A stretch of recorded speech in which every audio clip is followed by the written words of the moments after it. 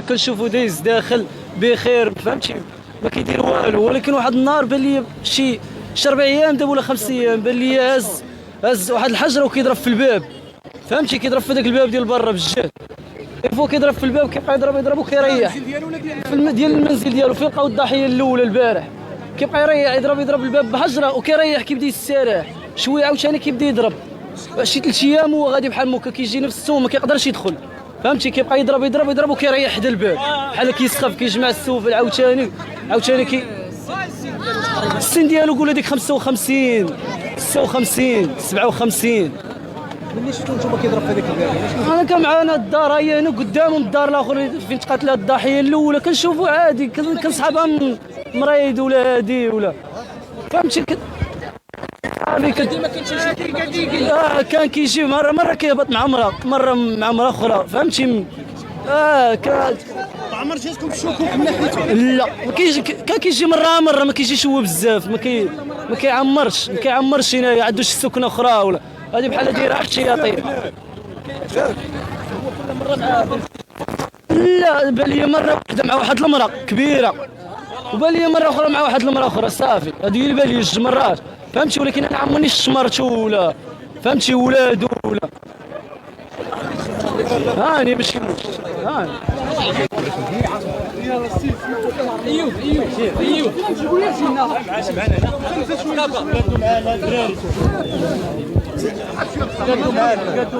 تقادوا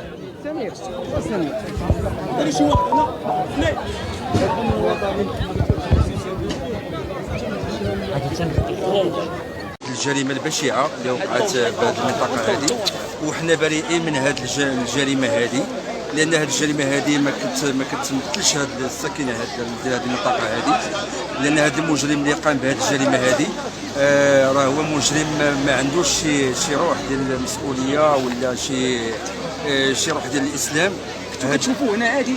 لا عمرنا ما شفنا هذا المجرم عندنا هنا في مشروع الرياض، لان ما ساكنش في مشروع الرياض، وهذا المجرم هذا ارتكب الجرائم ديالو في عين السبع. وبهذا هذا المنبر هذا كنشكروا رئيس الشرطه القضائيه بعين السبع اللي تم القاء القبض على هذا المجرم هذا. وحنا كساكن ديال مشروع الرياض هذا المجرم هذا راه ما كنعرفوش وما عندناش علاقه به، الجرائم ديالو ارتكبها في منطقه عين السبع وجا ودفنهم هنا في هذه المنطقه ديال مشروع الرياض. كان تيبان لكم هنا شي لوط عالي؟ لا عمرو ما بان لنا هنا في مشروع الرياض. ان كاينه جريمه ديال السيده السبعينيه كيتفاجئ جرائم متسلسله وجدتها كاينه في المنزل ديال الاخت ديالي اللي في لوكسفورد. اييه بالنسبه لحنا كساكن ديال مشروع الرياض وانا كفاعل جمعوي، انا كنعرف السكن ديال المنطقه كامله بحكم القرب ديالي من الساكنه وبحكم الانشطه ديالي والتفاعل اليومي معهم.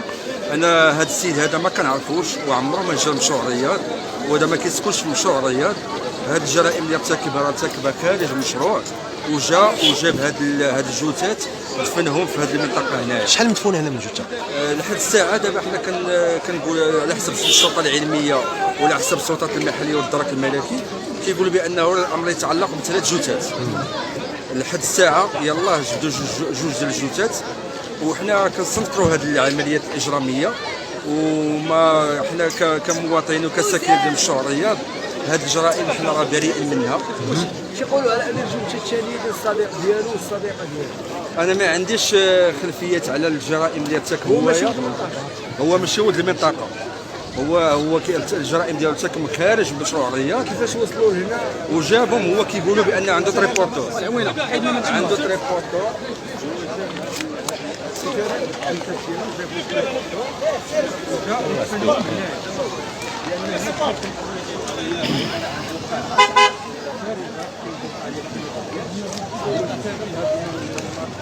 والله ها؟ شكون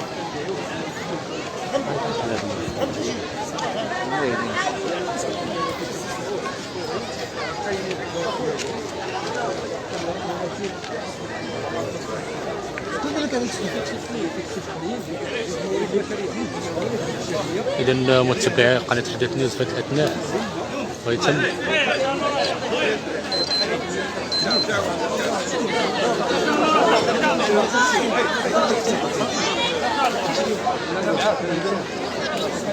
أثناء من تطبيقات تحديث نيوز غدا سيتم انتشار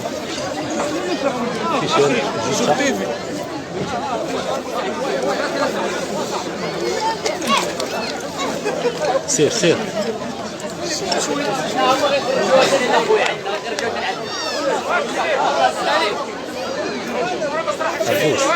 عبوس يخدا يا خويا